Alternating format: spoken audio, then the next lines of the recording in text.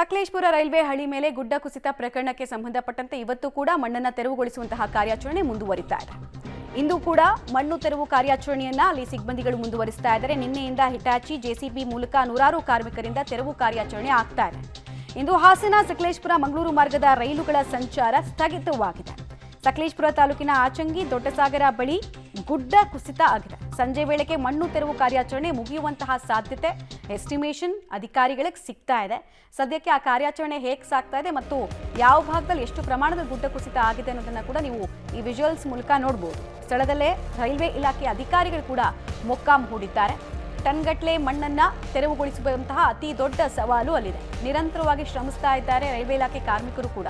But ಇಲ್ಲಿ ಈ ಭಾಗದಲ್ಲಿ ಓಡಾಡುವಂತಹ ರೈಲುಗಳ ಸಂಚಾರಕ್ಕೆ ಮಾತ್ರ ಭಾರಿ ವ್ಯತ್ಯಯ ಆಗಿದೆ.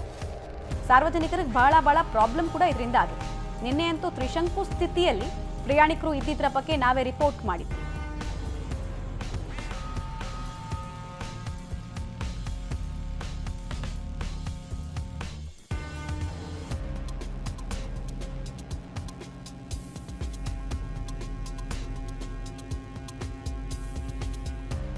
ಪ್ರಾಕೃತಿಕ ವಿಕೋಪದ ಸ್ವರೂಪವನ್ನ ನೀವು ಈ ದೃಶ್ಯಾವಳಿಗಳ ಮೂಲಕ ನೋಡ್ತಾ ಇದ್ದೀರಾ. ಇನ್ನೊಂದು ಕಡೆಗೆ ನಿನ್ನೆ ಕಾರ್ಯಾಚರಣೆ ಮಾಡಬೇಕಾದ್ರೇನೆ ಗುಡ್ಡ ಕುಸಿತ ಆಗಿದ್ದು, ನಂತರ ಹಿಟಾಚಿ ಚಾಲಕ ಸ್ವಲ್ಪದ್ರಲ್ಲೇ ತನ್ನ ಪ್ರಾಣವನ್ನ ಉಳಿಸ್ಕೊಂಡಿದ್ದನ್ನು ನೀವು ಗಮನಿಸಿದ್ರಿ. ಈಗಲೂ ಕೂಡ ಅಲ್ಲಿ ಸಮರೋಪಾದಿಯಲ್ಲಿ ಕೆಲಸ ಆಗ್ತಾ ಇದೆ ಮಣ್ಣನ್ನು ತೆರವುಗೊಳಿಸೋದಕ್ಕೆ.